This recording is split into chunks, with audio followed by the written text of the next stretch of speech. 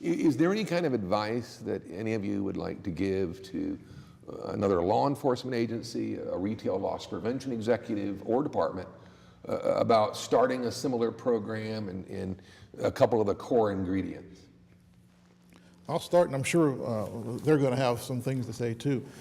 But I think one thing you have to do is there has to be communication, and people have to leave the egos at the door. The mission is dealing with this scourge called ORC. And if we look to keep that the focal point, then I think individuals can go forward with that. You have to have the resources, whether it's the individual agency or just the grouping of the LP professional and the law enforcement together dealing with that, and also dealing with the technology, in terms of the website or things of that nature. And if you work these things together, and then also having one thing I'll add, there's always going to be in any organization somebody pushing it, and you're going to have that individual or that agency that's going to be the pushing the engine that's pushing that group. And if you have that, I think that will work for the successful. You've been the pusher in LA. Well, so. Ken, anything to add? Well, yeah, definitely for law enforcement, they need to be just open to new ideas, to understand that partnerships are important. And if they're not doing it, shame on them. But with a partnership, you're leveraging resources. It is a force multiplier in a sense of what we do, as what the captain had mentioned. Even though I'm as a coordinator by myself, of my task to get information out of one of 10,000 employees within the city of Los Angeles for LAPD, to share that information with others within our own department, and share with other law enforcement agencies as well as our private sector partners. That is the goal. I'm on the phone 8 of 9 hours a day. This partnership is not something that just comes along. There's a lot of hard work that's behind the scenes, whether you put on a conference or just put on a program as a whole. It's bridging that. It's just like a relationship. You have to be, as what my captain said, that communication has to be there. Well, how does that done? I may not see you, maybe not until next year, Gus. But if I'm on the phone with you once a month, I think our relationship will be better than we are as of today. So I've always taken that approach in that sense, that if I'm on the phone with that person, whether it's the director of LP or it can be the foot soldier on the ground, it doesn't really matter. If I can touch each one of them to understand what the program is about, that it's a neutral playing field, that they can share information amongst all of us, that we can all benefit from the goal in the sense of trying to reduce crime, that's what it's all about. Partnerships are not new to LAPD.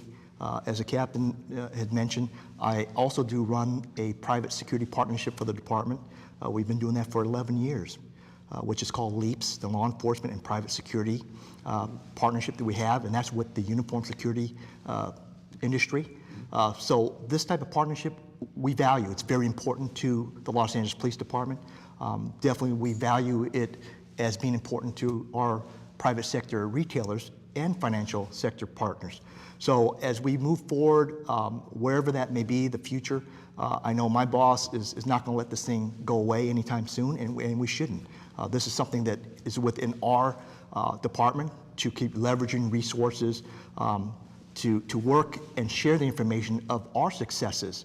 And wherever that success and wherever that bar is placed, it's not placed by us in law enforcement. That bar is placed by our partners in the private sector of where we measure up in the service that we provide to all of you. George, any comment? Well, from the private retail sector, the captain used an analogy once where you have to put the right people in the right seats on that bus, or else that bus won't move. For the private sector, number one, you have to network. You have to get out there, and you have to get to know, if not every member, police department, but at least get to know a key member of all your police departments in your specific area. Get to know the key retail folks within your area as well. Because eventually, if you start a program like Lorca, you're gonna rely on all of those folks to help you. The main ingredient, though, is you're gonna need someone from the retail sector that has what my mom always says: you need the wants. You got to have the wants, because if you don't have the want, nothing's going to happen. You need that person to be a go-getter. You need that person to be a bulldog that may take no for an answer at that time, but may circle back again and be back standing near the door, or just waiting for you to come outside your office so that you can get a little bit of face time with that, whether it be that chief of police, whether it be that captain, whether it be that detective, or whether it be another member of the retail community. But you need that type of retail private sector person to be able to help guide a program like Lorca. Well put. And George has been that bulldog. Joe? How did you get started in Lorca? Actually, I was a regional LP manager, a traditional position with CVS, and we didn't have an ORC person out here. They reached out to me and they asked me to come to a meeting, and it was at the city attorney's office. No air conditioning, no power, in the middle of summer. It was George. But it was great. It was great. It was a great experience. I met a lot of folks on that day that were involved in the ORC realm, and I loved it. I started coming back to the meetings, and for at least for our company, we definitely saw a benefit to have someone part of Lorca, and then eventually. I ran for the position of the retail co-chair, and I was elected, and 2 years later, here we are. Congratulations. Thank you. And what does a retail co-chair do in these partnerships? The retail co-chair, in a nutshell, is basically the person that reaches out to every single retailer imaginable, and definitely paints the picture of how important it is to be a part of Lorca, and how important it is to share information, where it be either from a case, from a lead, from something they saw, etc. Participate in the meetings,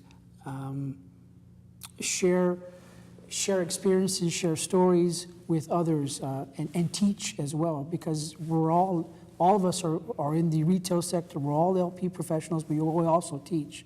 So it's important for us to be able to share that information or share that experience with our law enforcement folks, so we can teach them as well. Because a lot of them, they are learning. They haven't really quite gotten the grasp of the ORC, but they are coming along. And by us sharing that information with them, we're definitely getting them up to speed and truly making them our business partners. And then to your question about your advice to other agencies to start a program like this. In many cases, and what worked here in Los Angeles, is start small.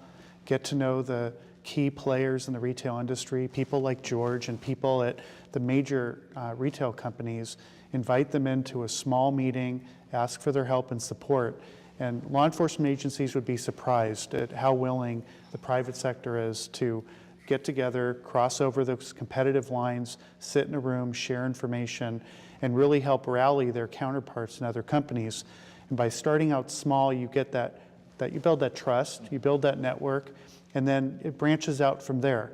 The meeting, the first conference here in Los Angeles didn't start at 600. It started with 12, and it built to 100 at a monthly meeting, and it grew from there. And then the conference was an overwhelming success, and this program continues to grow, and you can keep adding those branches. But the agencies, the cities, the retailers that expect to just start up a meeting and have 200 people show up, can it be done? Sure. but can you get them to come back next year? And can you have that commitment all year long? And can you get results?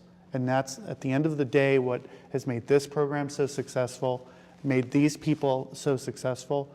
They deliver in the city and the area of Los Angeles, and really a model for the rest of the country. And can we use you as a model for the rest of the country and even suggest possible contacts from other retailers and law enforcement agencies?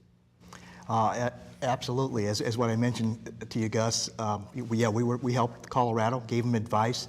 I was fortunate to travel to Honolulu, Hawaii, and help create the Hiorka in Hawaii. And it sounds like you may have stayed an extra week. Probably tell a little bit Rough assignment. a little bit of tan, a little, but no, on the serious side, there is no doubt. We are in law enforcement, and we are here to help. Whatever advice, information we can share, so they can benefit from what we have started here, is an honor. That's where this program should be.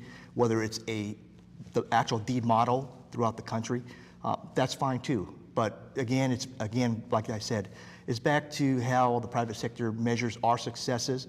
We're just doing what we do best, and that's in law enforcement, and that's just to help our victims, to actually partner with our private sector personnel and help them with their problems out that they're faced with every day. Joe, any final comments? Well, I think this is an important effort in shedding light on the ORC problem, not just here in Los Angeles, but this is one of those, this is a program that nationwide, whether you call it an ORCA or you call it something else, I think the public-private sector partnerships that have been developed here and modeled in other places around the country will really help retailers fight crime.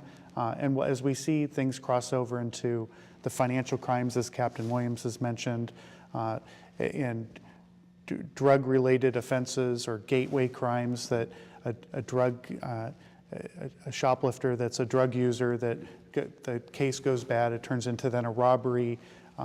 Nobody wants crime in their community. And every law enforcement agency, whether they recognize retail crime as a problem or not, will ultimately benefit from these types of partnerships. And if for nothing else, the flow of information that takes place with the private sector. Thousands of eyes and ears out there.